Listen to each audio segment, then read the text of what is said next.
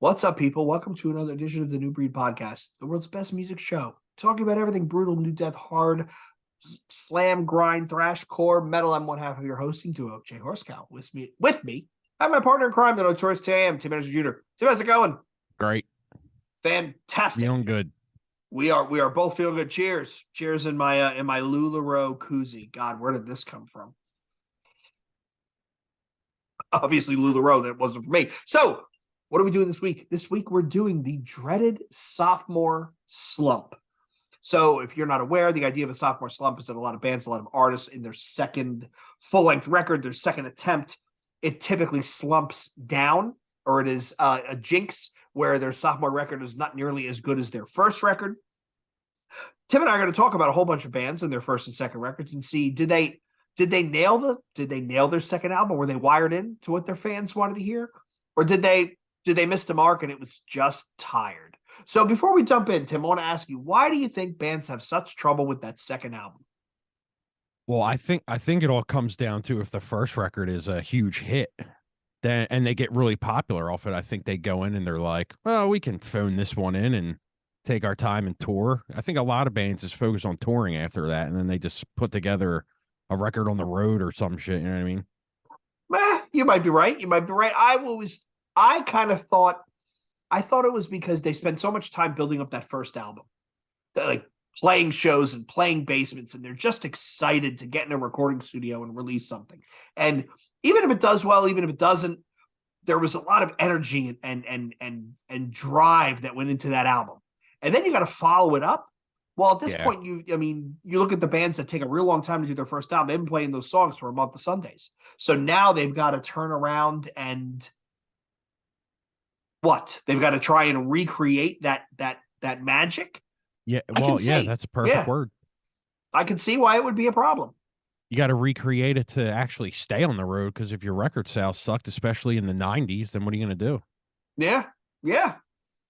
I mean, most of the time you got money for it, and if it's was a slog, then you still got paid. But nowadays, that shit ain't happening. Nowadays, it is not happening. It is not happening at all. There's no $500,000 advance for 2 records. Not happening. Right. Now you'll get $500 for your first 3, and you hope it works. Definitely. Not happening. All right. So what we're gonna do is we're gonna grab a bunch of bands, a bunch of nu metal bands. We're going to talk about the first album and the second album, and then we're going to give a call and say, Tim and I are both going to vote. Was it tired or was it wired? And at the end, we'll give a summary and see who is more forgiving, Tim or myself. So the first band we're going to start with, Tim, is a favorite of yours. We're going to start with an American nu metal band from Atlanta, Georgia. Sevendust. There we go. So the leadoff album released on TVT in 97, self-titled, and the follow-up released in 99 on TVT, Home. What do you think, Tim? Did they escape the sophomore slump? Was this tired or was this wired? Oh, wired. 100%. Okay. I think Home is better than the self-titled. I think Home's a top 10 nu metal record for me. So I think they were both in my top 10 list. So yeah, they're both, that's wired, man. That's a great record. Okay.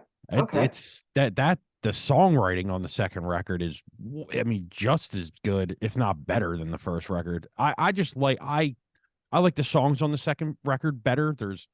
I think every song on that record's good, whereas on the self-titled record, like the last couple, I'm like, I can deal without them. But the first 8 or whatever on that first one are that's a masterpiece. Both of them are masterpiece records to me. Okay. And I would agree. Not for different reasons, though. I thought the first one was good. I thought the second one was a more mature, more mature take on their sound. And I bring up the dates because 2 years in between albums, right? We've seen bands rush out that sophomore album. One of the bands we're going to talk about on the show. We've seen bands that have slow rolled it. So I think 2 years is probably just about the right amount of time. Also, remember, this is the late 90s when bands were on the road. They were on the road. You did Ozfest. You did tour after tour after tour. You went out as much as you could, as often as you could. And a lot of the times you toured with bands who were putting out records at the same time. So right. So it And was always good for bands because the draw was bigger too back then. So true. And there's honestly there's something to be said about touring with a band who's also hungry because you're going to compete with each other. It's like how Every Time I Die used to say they always want to take out bands that are going to try and play them off the stage yeah, because it keeps them hungry and it forces them to quasi compete. Same thing. Go out with bands that are pushing you. definitely agree Okay. 100%. All right. So we got one each in the wired column. All right. We're going to swing it around. We're going to do a different new metal band. This one from Jacksonville, Florida. Guesses, Tim? Jacksonville. And Ooh. not Limp Bizkit. So that basically gives Uh, it away. I can't think. Cold. Oh, okay. Cold. Okay. All right. So we have the self-titled album gets released in, what was that, 2000? Was Yep. that 2000? And then we have 13 Ways to, no, it was actually released in 98. Oh, I So thought the you meant self-titled okay. Yeah, was yeah, yeah. Okay. 98. And then the second album was 13 Ways to Bleed on Stage was 2000. Okay. So what do you think, Tim? Is this tired or wired? That's a wired for me. The first Cold record is decent. It's not something I go back to at all. I think it's a little more aggressive than the second one, but the second one has way more memorable songs for me. That's wired for me. Agreed. Agreed. I go back to the first one after the first maybe 4, 5 songs. I kind of lose interest. Yeah. 13 Ways, I will listen all the way through and then go back and then listen through Yeah. and go back. It's a really fun listen and a fun album. Yeah, I think they broke the sophomore slump. You're right. They definitely got less heavy. And maybe Yeah. that's because Scooter was no longer playing guitar, he was actually singing. But you can see how they were getting more melodic and more towards a rock band, which I Yeah, think I was great. mean, if you were to compare You're the Spider to 13 Ways, I mean the third record is just as I think is their best one. So yeah, wired for Yeah, me. yeah, okay. So 2 more in the wired column. All right. Next up, we're gonna swing all over across the pond, and we're going to a band that I don't think is new metal, but we're going to talk about it anyway. A band from the UK, Pitch Shifter. Okay. We're not going to go all the way back to their first album because that is not even remotely close to new metal. What we're going to do, Tim, is we're going to compare pitchshifter.com and Deviant, which came out afterwards. So pitchshifter.com comes out in 98, and then Deviant comes out in 2000. Tired or wired? That's a tired for me. .com is an amazing record. Deviant is decent, but I always go back to .com. That's so many great songs on that. Again, I'm going to agree. I think that .com is fantastic. It's a Yeah. solid listen all the way through. Deviant does have some tracks, but it also, to me, there was a little less electronics. It Yeah. was more of a rock type album, and I lost a little bit of interest. Truthfully, lost a little bit of interest on that one. Yeah, you don't have tracks like Microwaved and shit like that on that one. No. There's Wafer Thin is the song that I always think about because that they played that was a live staple. It still is a live staple for them, but it just didn't do as much. And I know the record label thought it was a disappointment as well. Yeah, they agree with us. There we go. Brilliance. So now we're gonna go to the Midwest, Tim. We're gonna go to the deep Midwest, and we're gonna go to a band which their name refers to Interstate 55. Oh, Primer. There you go. Primer 55. So Introduction to Mayhem comes out in 2000. They do a whole shit ton of tours. And then in 2001, the new release.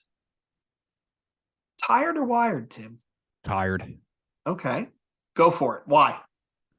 The first one was like kind of the first of its kind in like that genre. Not, I mean, people will disagree with that, but like they kind of brought that forefront to like the actual rap, like new metalish thing. You had all the groove in them records. I mean, you of course you had it in the other ones, but like the first one is just for a lot of people, that's a classic fucking record, man. I mean, let's be honest here. People love that fucking record. I mean, I know people that love all their stuff, but the first one, yeah. I'm gonna go tired on that one. I don't go back to that second one at all. If I don't even really go back to the first one to tell you the truth, but if I'm picking, it's the first. Okay. I would agree. I thought the first one was unique for what it was. That's what I'm trying to say. It was obviously biting on all the tropes of the sounds of the time. However, the second one was more of the same. Yeah. And it wasn't as enjoyable for me. So you're way better at wording things. That's exactly my thoughts. You nailed it right there. The first one was fun, right? It was goofy fun, right? The second one was more goofy fun, but at that point it was tired as hell, yeah. Yeah. Okay. So now let's grab a big name band, right? Let's grab a band whose primary member originally comes from beautiful Brazil. Soulfly. There you go. So we have, with Soulfly, we have the self-titled album in 98, and then we have Primitive in 2000. Is this tired or wired? Oh, this is super tired. This is like exhausted for me, man. Exhausted. Okay, why? The first record is just banger after banger. That record is just a complete banger. Every song there's a banger, except for like the Brazilian stuff. I can't get into that stuff. It's cool for what it is, but the second one, it has just laughable lyrics. I mean, it has some good tracks. Like the Corey track's great, but like there's some just bad songs on that record. I think they just went down a whole. I think they went from here and just if you have a graph, it just goes like this every record, and then maybe you get like one that jumps, but then it just keeps going down. That band, I don't know why he's still doing music for them. I don't know. I would 100% echo what you're saying. The first one was great, even with all the guest appearances, which really makes it kind of hard. You know, I remember listening to it and going, how are they going to pull this off live with all these guest vocalists? Yeah. But still, there's some really, really great songs, even though that album is deceptively long. It's deceptively long. It is, yeah. Primitive comes out. Back to the Primitive is good, right? The lead-off song. Yeah, that's good. The song with Grady and Chino, Pain, is really good. Do love that one. But then it kind of starts going downhill. It goes Bring It way is all downhill. right. Then you have the Corey Taylor song. By the time you get the Sean Lennon song, it's like, okay, now we're just going off the rails. And I would invite anybody who's listening or watching to go back to we had like 6 or 7 people on that episode where we deep dove this album. One guy actually pulled out the Vuvuzela and was blowing it into the episode. Just not good. It's just not good. I mean, and I hate to say that because I like Max. I would love to interview Max, but it just I mean, Max, I give him his props because he pumps music out like a madman. But like the problem with pumping out that much music is a lot of it is going to suck. You know what I mean? Yes. Very quickly, you run out of runway.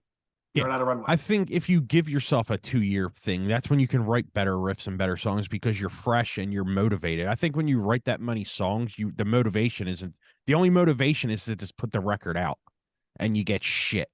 Like a lot of bands do that nowadays where it's like, oh, here's our other record. It's like, you just put one out 6 months ago. Like this one's not good. Like you should probably wait a little bit. I mean, I'm not going to name names, but yeah. Yeah. Stop. There is such thing as too much. Yeah, there is such thing as too much. Definitely. Okay, so shout out to Max. Come on the show, but yeah, man, you got to get back to doing like nail bomb-ish stuff, right? Like call up Dylan from Full of Hell and do some fucking noisy grind shit. There you go. All right, Tim. Now we're gonna go to Santa Barbara, California. 1998, band by the name of Ultraspank releases their self-titled album, and then 2 years later, Progress in 2000.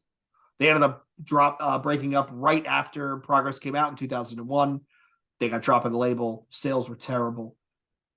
Tired or wired on the Sophomore album? That's a tired for me as well. I love the self-titled record. I think the second one was just, it was a flop for me. I mean, it has good tracks, I guess, but like, it's very forgettable. Do I agree? Yeah, I'm going to have to agree. I can't believe we have agreed at all of these so far. Well, it's going to get interesting the deeper we get into the catalog because there's some bands here that I know we're going to disagree. I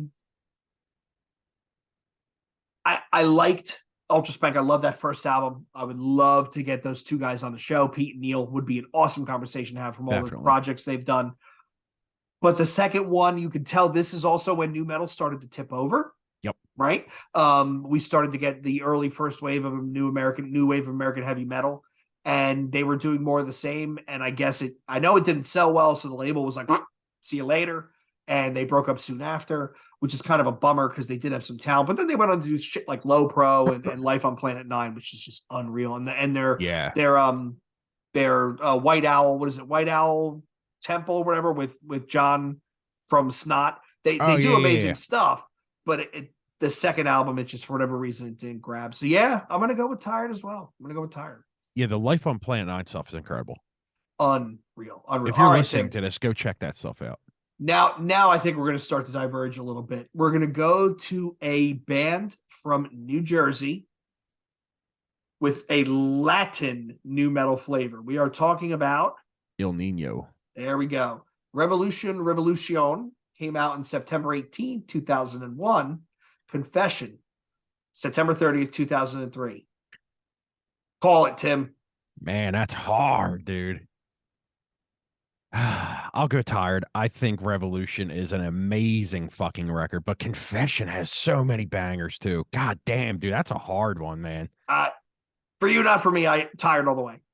Tired all the way. I think there was a little bit less of the Latin stuff that I really liked that made the first album stand out.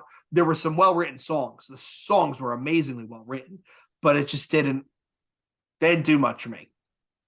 I'm going to go Tired as well. Revolution is, dude, if you still hate me, such a great fucking track. Yeah, I'll agree that I think Revolution is when they're at their peak. Okay. Yeah, I'm gonna agree with you. It's Tired for me. But don't get me wrong, that's not a bad record at all. Confession is not a bad record at all. Was not my thing. Was not my thing. All right, so let's go to. Did I get that? I got that. Okay, so now we're gonna go to a band from. Where did these guys come from? L.A. Formed in '94. The lead singer's hair looks like a Slim Jim. A Slim Jim. Fuck, just say it. Come on. Static X. Oh, yeah. Oh, duh. He didn't look like a Slim Jim. The guy from the Slim Jim commercial. Just stab into a Slim Jim. Oh, the guy. Yeah. Okay. All right. So we have Wisconsin Death Trip, March of '99.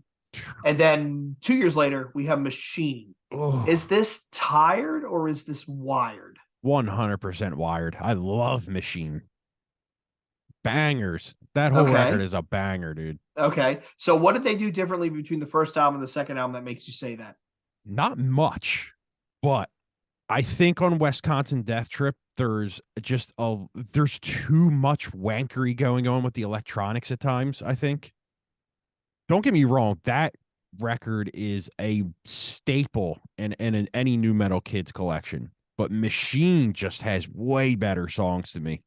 I mean, I if I don't have to hear Push It ever again, it's fucking, you know what I mean? What's that saying? Okay.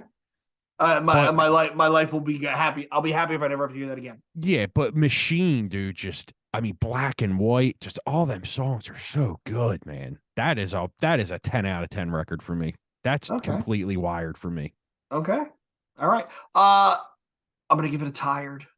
Really? I liked Wisconsin Death Trip. I thought that was a lot of fun. I thought they did something really unique and different. The second one it didn't grab me like the first one did. And I know I can say it is subjectively, not objectively, it's better produced. Yeah. It's got better recording. It's a tighter composition.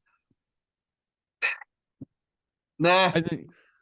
I think you're right in all them facets right there, but the better songs from your own Machine. If you listen to Machine's remaster, it's a completely different record. It sounds really good, man. You should check them the 20th anniversary one out. It's good. Okay. I think I did download it, and it's not bad, but I got to go with Wisconsin Death Trip. I do. I'll tell you what, when we go see them in a month, when they start playing songs off Machine, I'm going to be hype. I love that record. I'm really, really looking forward to that show. Okay, Tim, let's do an easy one. Bakersfield's own Korn. We have the first album, which is 94, and then you got Life is Peachy 2 years later. Tired or Wired? Wired, incredible record, flawless record. Even with the bad tracks on there with like fucking Lowrider and shit, still love it. I would agree.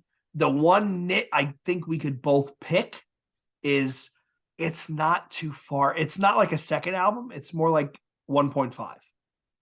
Yeah, It's but not. It's not enough of a. They hurried up. They rushed it out, and see, I think the second half of the self-titled is better than the first half by a fucking wide margin. really, I love Helmet in the Bush. I fucking Predictable. I love all them tracks. That's a second half record for me. I can do without Chutes and Ladders. I don't have to hear that song ever again. I love that. Daddy's a fucking great song. Just the emotion in that track's great. But for me, Life is Peachy is just so fucking raw, dude. I love it, man. There's so like Good God on there and Swallow. Oh, dude, so many good now you songs got on me. that. Now you got me thinking, Tim. Maybe we should do an episode of outstanding B sides Yeah. albums where the second half is better than the first. We could do that in a second. Yeah. We could definitely do that. All right, I'm going to go with Wired as well. I love that album. It's my favorite album of Me too. their catalog. Yeah, it's not reinventing the wheel and getting too far from the first one, but it was a fantastic listen. Really Even the was. singles on Life is Peachy are great. Like I love Adidas. That's a fucking great song. It's a fun song. It right? is. It's a fun song, and it was fun when they played it live. It's definitely fantastic. Even that record, I don't know. The first half of that record is all bangers, but even songs like Ass Itch, I love. That's a fucking great song. Yes. I mean, there's some good tracks on them. There are some really. I think when we deep dove on that, yeah, it's some really, really good tracks. Yes. All right, Tim. Next band we've got is from, where are they from? They are from New York City, formed in 97. Guesses? New York 97. No. We are talking about the band Dope. Oh, okay. I forgot they were from New York. Felons and Revolutionaries comes out in 99. Life comes out in 2001. Oh, Life shits all over Felons. You think? Absolutely. Life is a fucking incredible record. I can't wait till you see them live. They're so good. I'm gonna agree. I'm gonna agree again. The first one was good. Is that Die Motherfucker Die? Was that on the first one or the second one? No, that's second one. Yeah, I don't even. Is that might be on the third record actually? I don't remember. I can't remember, but I know Life is real. I can't remember the tracks, but I can remember like listening to them records and it's on Life. It's on Life. What's the track listing on Life? It is Take Your Best Shot, Now or Never. Yeah. Yep. Nothing. Yeah, Now or Never. Yep. That album shits all over Felons. Yep. I would agree. I think it's darker, and I enjoyed it more than I did the first one. There's so many singable parts on Life. It's amazing. That's why I love that band. There's so many, like when they play, the whole crowd's gonna be singing. They were just one of them bands, man. Yeah. Okay. Let's go to Washington, D.C. with Nothing Face. So we're not going to do the first two albums. We're not going to do the self-release Nothing Face, and we're not going to you know what? We'll do it. We'll do Pacifier, which was 97. Yep. And then An Audio Guide to Everyday Atrocity. Ugh. Audio Guide shits all over Pacifier. Again, that's a fucking masterpiece. And would you say Violence goes even further than Audio? I think Audio is a better record than Violence. Really? Yeah, Audio Guide is so fucking good. Dude, go back and listen to Audio Guide. That is such a fucking heavy, just brutal record. I mean, Violence is a top tenor for me as well, but Audio Guide is. See, I forgot how good that record is from when we did that to our top 20. I mean, Violence is going to get the. You know what? Violence will get it for me. Like, I'll listen to Violence because I think there's a lot of like. I guess you could say there's a lot more memorable tracks, but Audio Guide is just. It's just brutal, dude. I think Audio Guide is kind of in the realm where it's not really nu metal, where it's kind of more of like it's like really sinister sounding, like just plain metal to me. I don't know if that makes sense to you, but no, it does. It does. Like Violence is nu metal. That's a new metal record, but Audio Guide is just its own beast to me. So maybe that's why I don't count it as a new metal. That's probably why it wasn't in my list. Because yeah, the Audio Guides, it's just a heavy, dark record. Okay. All Okay. their stuff is dark lyric wise, but they got progressively more mainstream sounding as they went. Pacifier is okay, but yeah. Okay. Okay. All right. So now let's go to a band from Massachusetts, Stained. Mm. So we're not going to talk about Tormented. Everybody wants to talk about fucking Tormented. The album is terrible, and there's a reason why they don't want to go back to it. So we're ignore that. Yeah, we're not doing that. Yeah, you're 100%. We're gonna do. We're going to do Dysfunction, which is April of '99, and then we're going to do Break the Cycle in May of 2001. Break the Cycle. Is it Tired or Wired? This is so hard. I'm gonna go Wired. Okay. I think Dysfunction is a little too short for me, and I think it's a little too.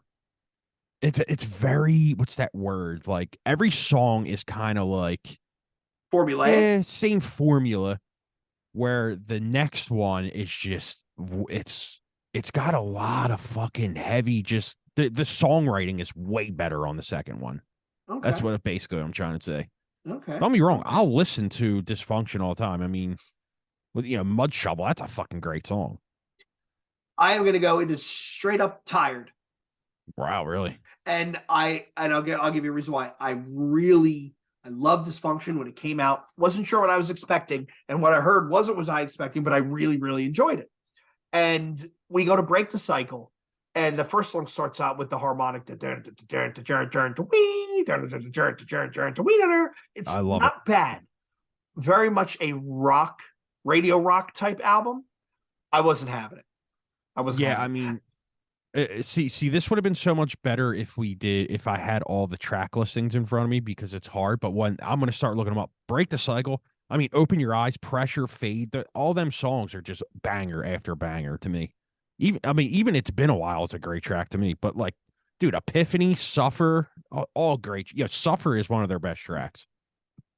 That fucking droning riff in the back of that when he's going Suffer, I fucking love that shit. Okay. Like okay. that's a special record, man. Like that is songwriting at its purest for new metal to me. Like, but that's like a darker new metal record. Like, like Yeah. when you think of new metal, you have like the upbeat, like, the upbeat Power Man stuff. Like, that's the upbeat new metal. This is the downbeat, brutaler stuff, I think. Okay. I mean, even Dysfunction has a lot of just straight heavy ass songs on it. But like this one just has way more bangers for me. All right. Like Fair even enough. at the end of the record, like Outside's a great song. Like For You, they're all great, man. Nope. I was checked out, and maybe it's my own fault that the album I picked up at the same time as this. I remember, shout out to my buddy Brian Morgan, was a valet with me, and he comes over, and we were both parking in the parking lot getting ready to start work, and he's like, "Yo, listen to this," and he starts playing this album, and I'm like, "Oh, okay." He's like, "What did you pick up?" I'm like, "Listen to this," and it was Canderia's 300% Density. So I was not even remotely in the right headspace to enjoy this. And it's good. It's a rock album. Outside For You, there's some really good songs on it, but I prefer Dysfunction. Okay. I see why though. Okay, so you just mentioned them, so let's go in. Let's talk about Power Man 5000. So the first album is, we're going to go with Mega Kung Fu Radio, right? Which was, I think the original release was it was the Blood Splat rating system, and they retitled it as Mega Kung Fu Radio. And then it was Tonight the Stars Revolt. So first one's 95, second one is 99. So there's a 4-year gap there. Tired or Wired, Tim? I don't like this band at all, so it's Tired for me. Same. Yeah, I don't like this band at all. There's two bands in new metal I do not like at all. It's Power Man, and the other one is Head PE. I can't get into both of them bands. Okay. See, I love the first Power Man album because it was so bizarre and so unique and so different. I thought the second one was straight up radio rock, and the cover they did of Frankie Goes to Hollywood Relaxed, which I think is on the Zoolander soundtrack, is fucking great. But I listened. Oh, we listened to it when we did that deep dive with Detox, and it was good. But nah, Yeah, it nah, does. They do nothing for me. Both of them bands. nah. Oh man. Well, I'm gonna skip them next. Let's go to. All right, let's go to L.A. again. Fear Factory influenced. Spine Shank. There we go. Strictly Diesel, Roadrunner Records in '98. Hydracalysis again on Roadrunner in 2000. Tired or Wired? 1000% wired. Okay. Well, sell me on it. I think you like the first record because it's just really, really heavy and aggressive, right? And the second one dwells more on the electronic aspect. The problem with the first one is I don't think they were in their I don't think they caught what they really wanted to do yet. I think the second one is where they catch the vibe of, all right, this is what we want to do. And I think that record right there is just where I think that propels them into the band they were for a little bit. Okay. And Okay. the songwriting on that record is way better. The songs are way better. Don't get me wrong, I'll listen to the first one every now and then. Strictly is, it's good for what it is, but the second one is like, I can't say that band because we're going to talk about it, but the second one for me is one I listen to a lot. Okay. I mean, like sometimes for me, like I did this with Dope a while ago. I'll start like a house project and I'll just put every record by a band on. And I'll be like, all right, that record's good. This record's way better. Oh, this one's, you know what I mean? So they're the Okay. type of band I'll do that with every now and then. But yeah, the second one, I mean, like, I see, I need the track listings in front of me. And then I hear this when I see the song name, and then I'm like, yeah, okay. Like the single from, the second record, I forget what it's called, but that's a fucking amazing song. What is it? This the lead off single, Synthetic or New Disease? Which New one? Disease. I love New Disease. Okay. Dude, like when they come out of the chorus and do I love that shit, man. And then they're a good chorus band. They write perfect choruses. That dude has a knack for Yes. just writing Yes. good fucking chorus and bridge parts and shit. See, like if you listen to this podcast, you know that's what I'm huge on. If you can write a bridge part and a chorus part, you got me sold right there. A lot of people think the verses are the most important, but they're wrong. The chorus is the most important part. Oh, chorus is what you sing. Chorus is what you remember. Mm-hmm. All right. So let's get this one out of the way. Head PE, Tim. So first album released in '97 on Jive. Second album in 2000. Broke. I don't like it at all. All right. So we'll give you a mulligan. I'm gonna say the second one. This is really tough for me because the first one I liked all the songs. The second one has those first three tracks. It's Killing Time. It's the first four. Killing Time, Waiting to Die, Feel Good with Surge and Morgan from Kitty, and then Bartender.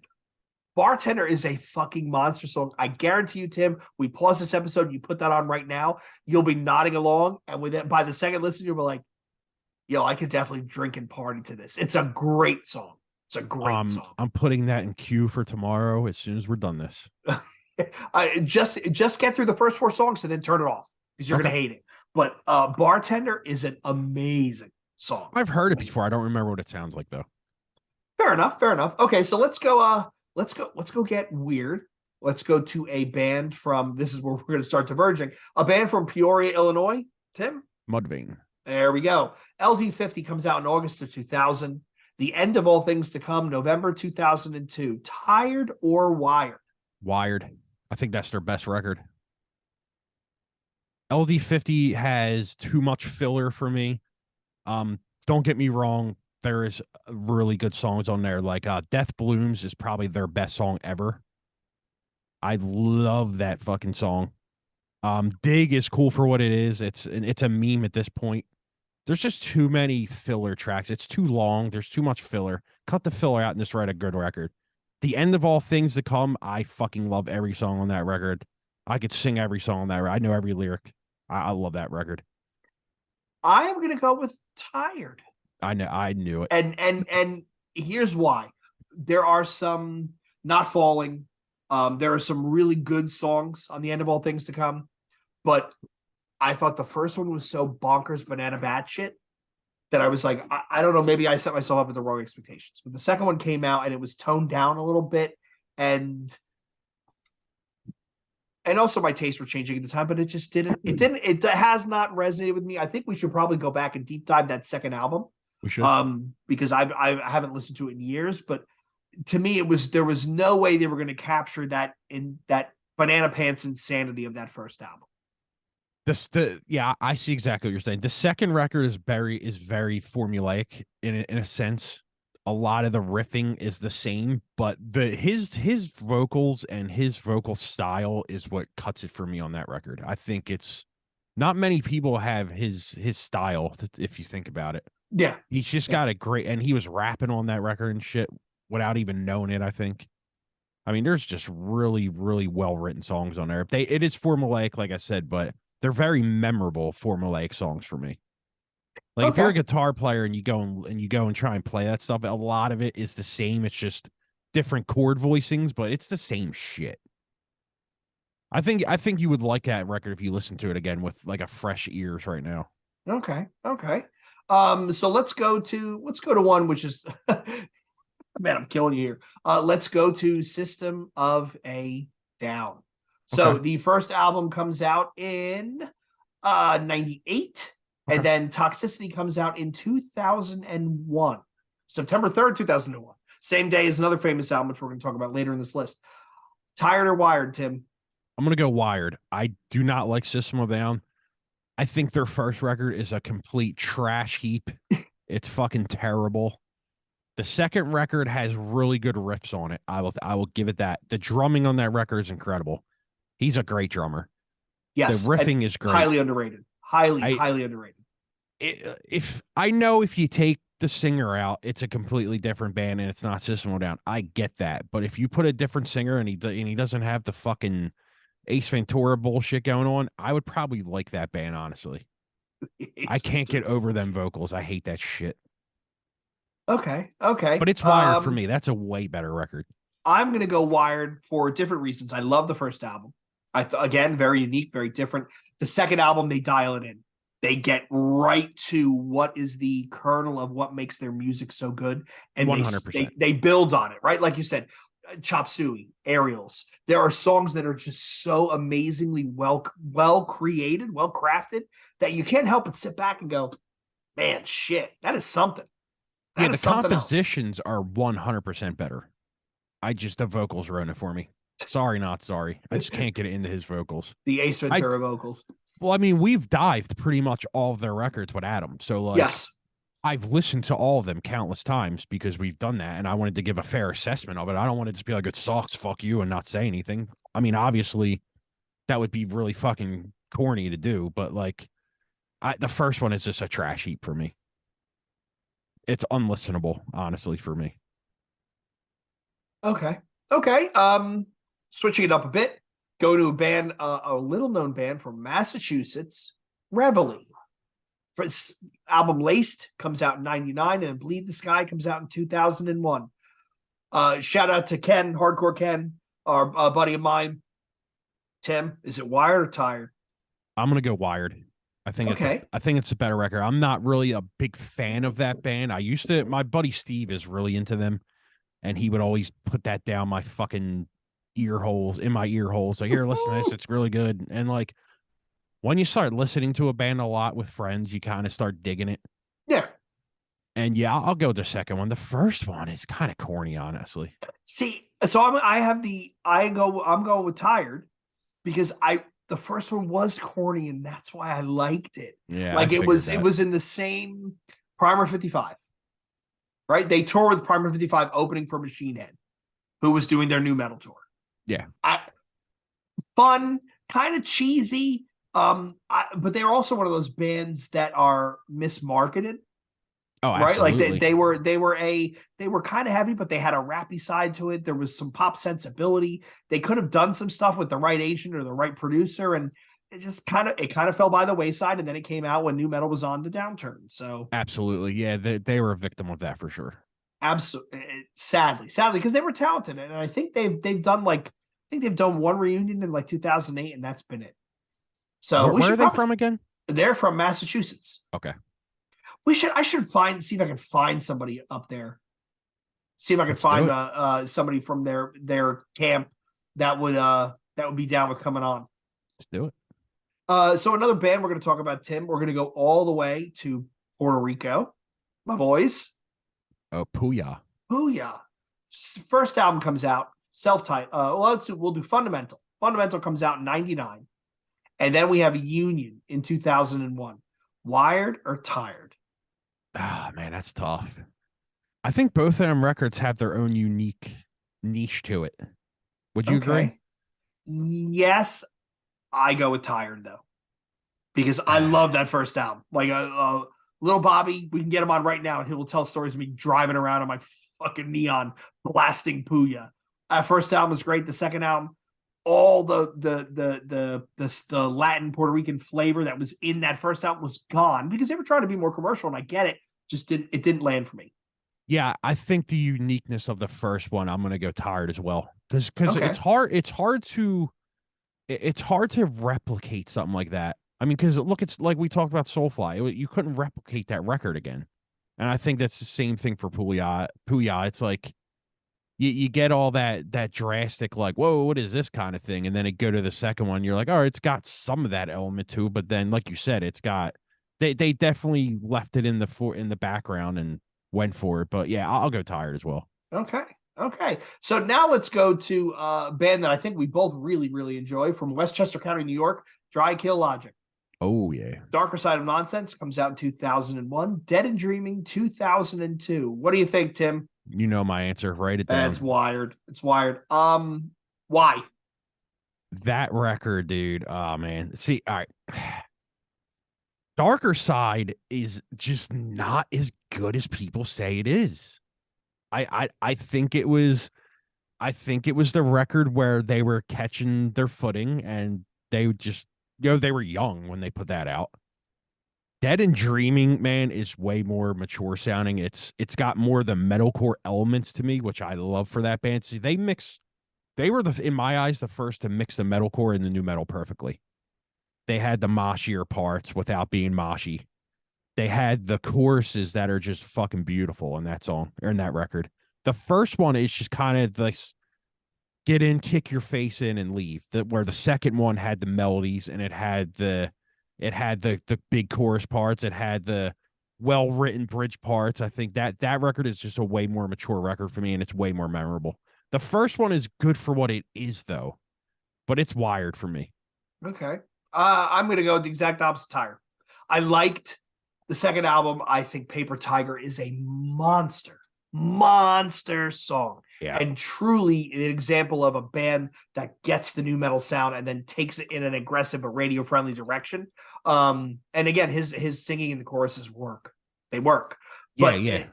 I love that first one. I will always be partial to that first one.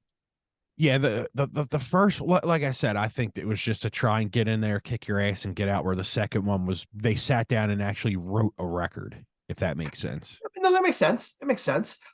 Speaking of bands that sat down the second time and wrote a record, we're going to go all the way up to Ontario, Canada. Canada, say it. Kitty. Oh, Kitty. Yeah, okay. So first album is Spit, comes out in 2000. And then we have Oracle immediately after, or less than a year later, 2001. Wired or Tired, my friend? Tired. Tired? Really? Why? Oracle, it was way, like you said, it came out way too fast. I think they were just, they should have toured more and then did it. Spit is like a genre defining record because let's be honest, and I hate fucking saying this, the whole female thing was huge right there. You can fucking agree with it, you can disagree with it, because I hate people that always have to say, oh, female fronted hardcore. Who gives a fuck? Right. But back then there was no female new metal bands. Let's be fucking honest. Yeah. That record is genre defining for a lot of people, especially women, because that brings women into the scene. You can't help but say that. And I think just for the fact of that, like they were 16 when they wrote some of them songs. Don't get me wrong. The songs are super fucking generic. Let's be honest. They're very generically written songs, But the first one, it's fun, dude. It's super fun. The second one, they tried to go on the thing where they were like maturing and they were trying to be older sounding, and it didn't work for me.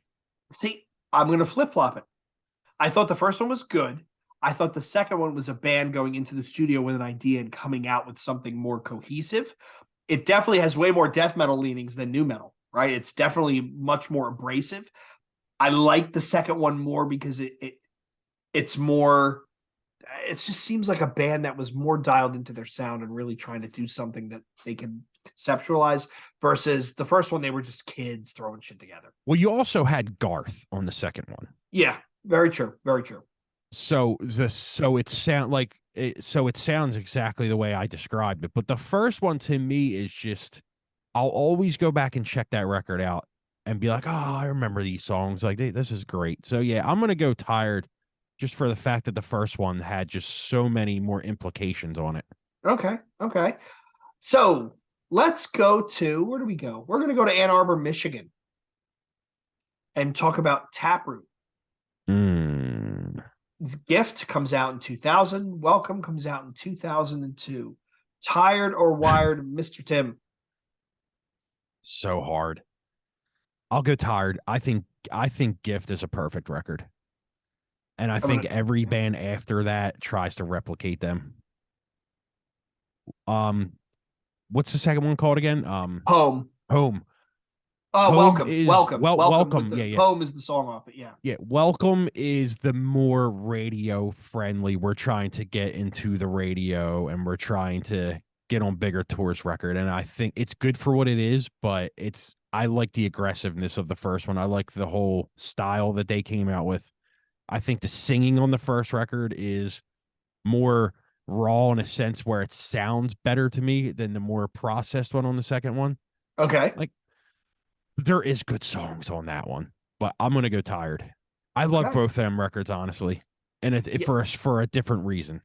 Yeah, I'm gonna go with Tired. The second one just didn't grab me like the first one did, even though, like you said, it's better produced. It's more solid. The first one, it's just that rawness to it. Like there's a thing with nu metal where it's raw. It's almost usually better. Mm-hmm. And when you bring up the one band, it's going to be the same exact thing for me. I'll say it then. So hopefully you bring them up. If not, I will. Okay. Let's get Loco, Tim. There you go. Cold Chamber. That's the band I was talking about. Self-titled released in 97, February 97. Chamber Music, September in 99. Tired or Wired? 1000% Wired. I think Chamber Music is the more raw record. It sounds like shit. Let's be honest. The distortion is fucking horrible. I don't care what anyone says. It sounds like garbage, but the songs are just. It's all right. The first record is a landmark fucking record in nu metal. I don't care what anyone says.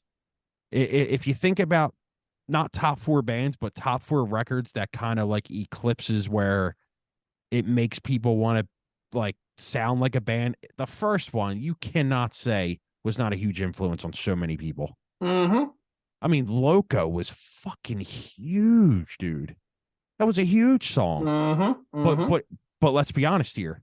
What's the only other song on that record that people will remember? I remember a bunch of them, and that's why I pick it as Tired. Well, The Roof. Well, I mean, Sway, Bradley, Clock, Big Truck. I mean, oh yeah, Big Truck. Yeah. I love Bradley. The first one, looking back, you're like, man, that's kind of cringy, cheesy. Yeah. But like you said, it was genre defining. It kicked off a whole movement. You don't get bands like Static X and Dope without Cold Chamber because they introduced the idea of doing your own aesthetic. But the second one did nothing for me compared to the first. You are right. It is way more raw. It is way more fronting in your face. Just not for me. The second one is the record they go in and the producer is like, listen, man, you can't write the first record again. They kind of did that on their later releases where they got more of the heavier shit. Yeah. Chamber Music is heavy in a sense where it's heavy for radio heavy.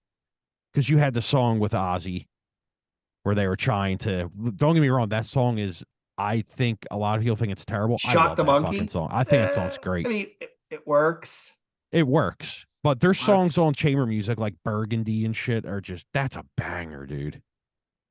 I love that, right? Like Tyler's songs, so many good songs on. I'm gonna go Wired on that one. Yeah, we are down the rabbit hole, people. We are down the rabbit hole. All right, so now we've got a bunch of big name bands left. I was waiting for these ones. Some of the bigger names that are going to be more recognizable. So let's start off, Tim, with Mushroom Head, and we have. Let's go. We're going to go right in the bowels of nu metal. So we'll go with Super Buick in 96 and then M3 in 99. Hired or wired? Wired. They just got better and better as they went. Okay. I have no rating for this because I have never heard those albums. I figured you didn't. So I'm just going to take a mulligan on this one. You can't. I'm glad that you didn't say Super Buick and XX, because XX is a lot of just like, not comp tracks, but it's like a lot of like revisited shit and stuff like that. So you can't really consider that a record.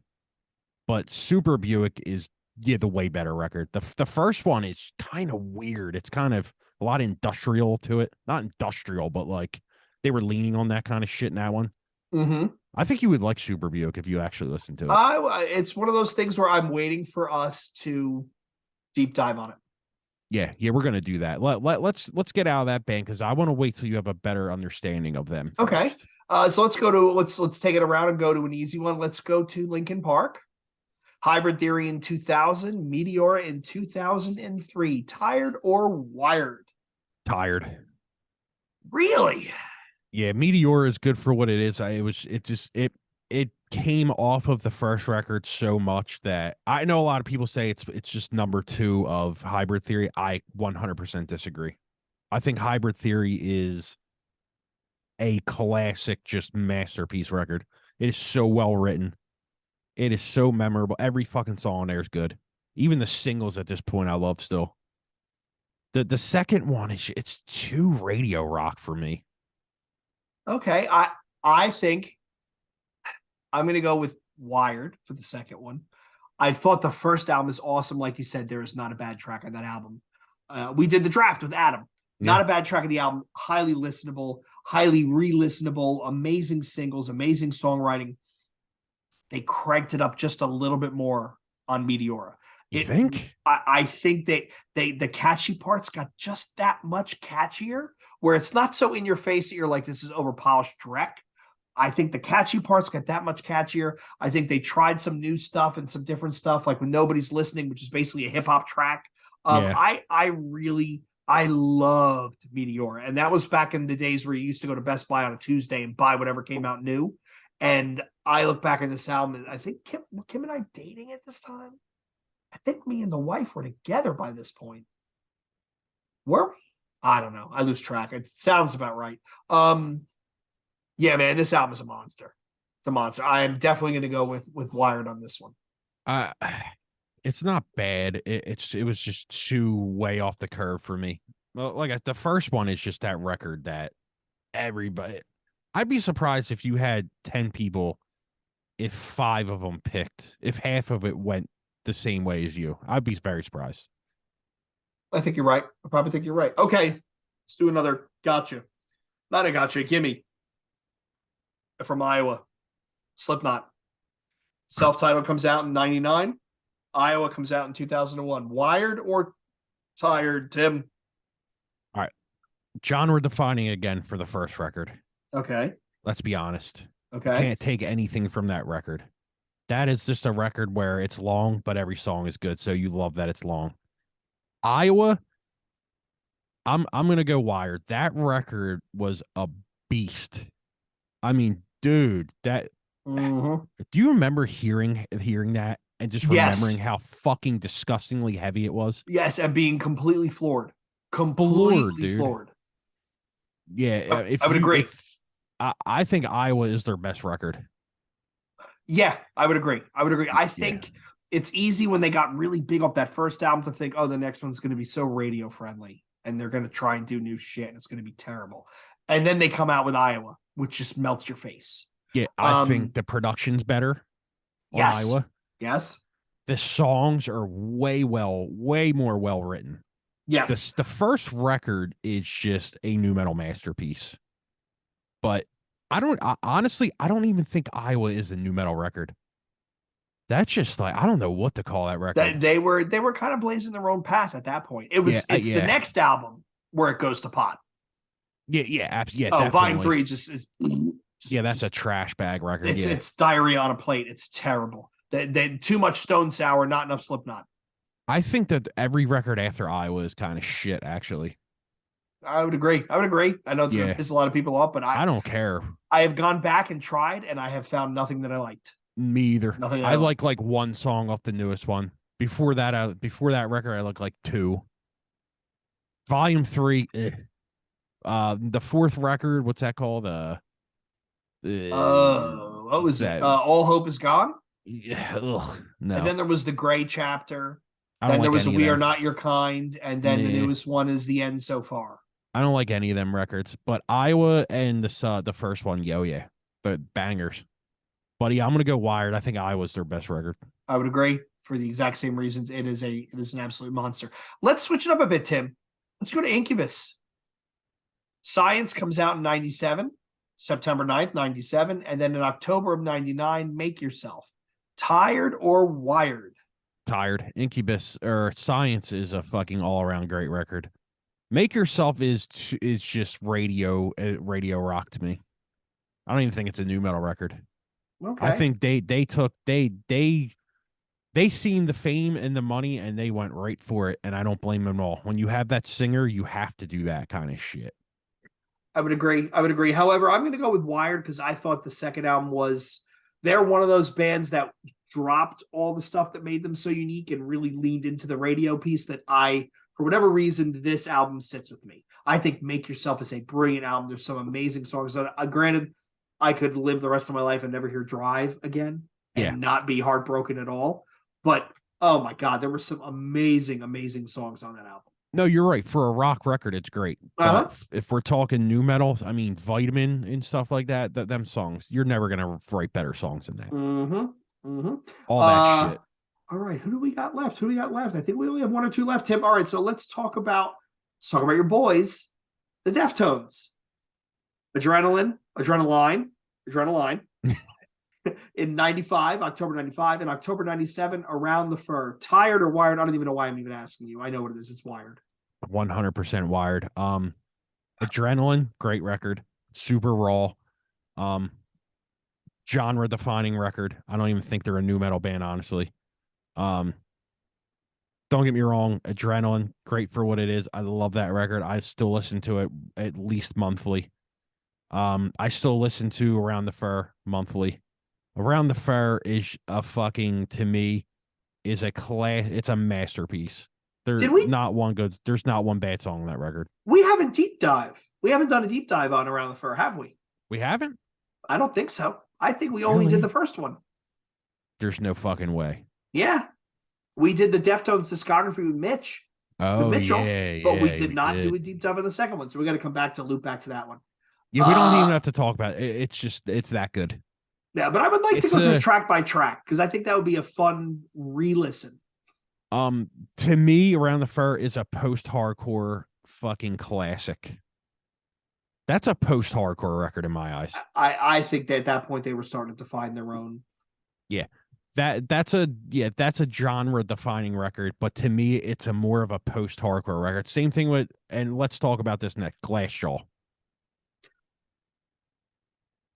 So Everything You Ever Wanted to Know, and then you go to fucking Worship and Tribute. To me, they're not nu metal records. They're fucking post-hardcore records.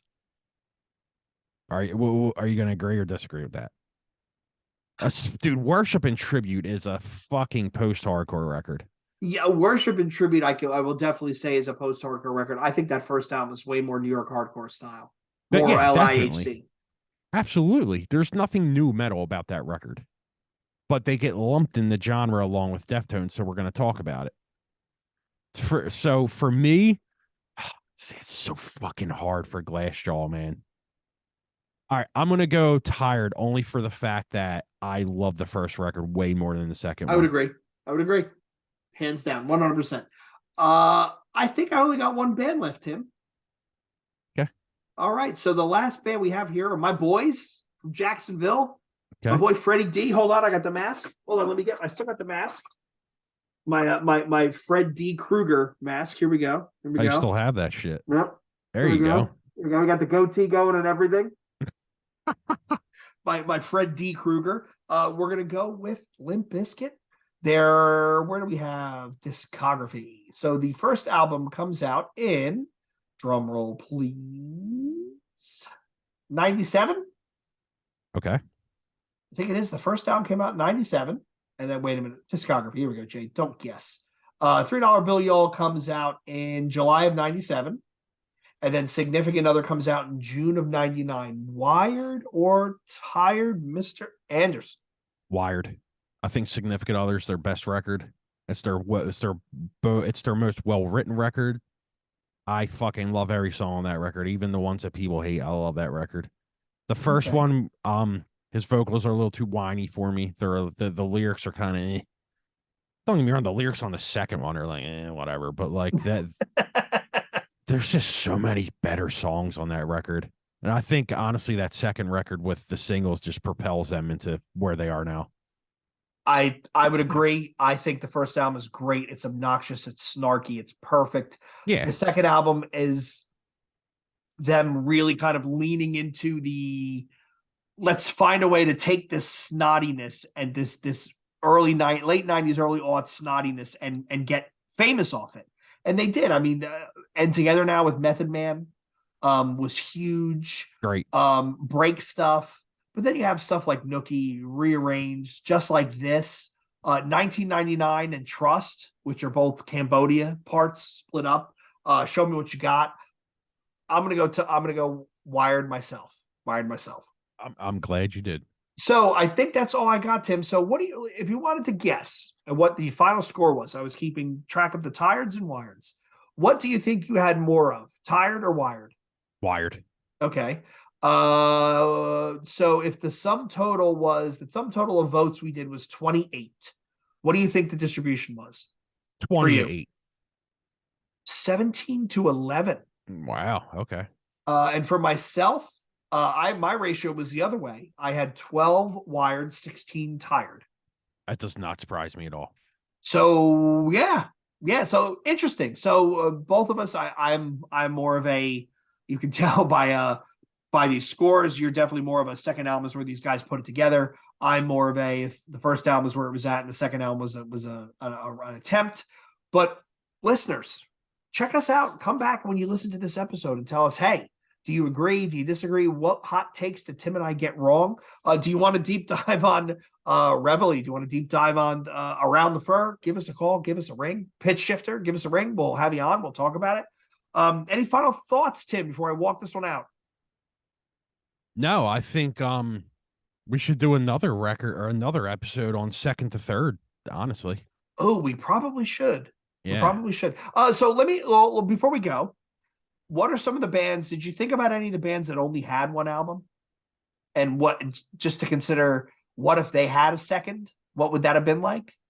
Well, let's talk about if Chimera stays with Pass Out of Existence sound. Do you think? I mean, that's.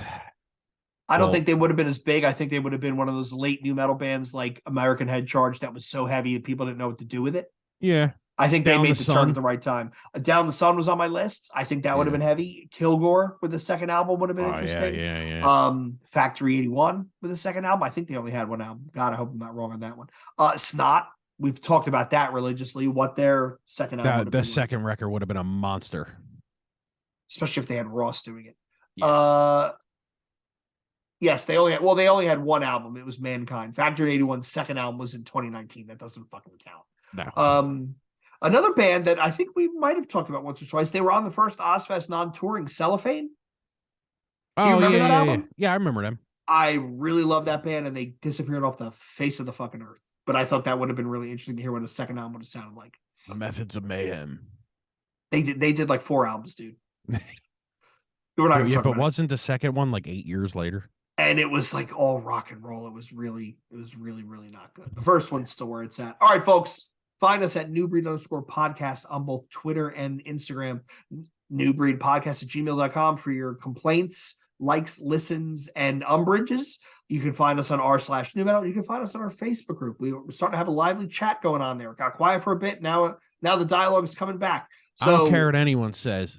When we brought in weekly playlists, that fucking group has jumped tremendously. Yes. Yep. Great. Because now people got shit. something to talk about. Now Love people it. got something to talk about. Keep talking, people. Love it. So until next time, it's Jay and Tim from the New Breed Podcast saying, cheers.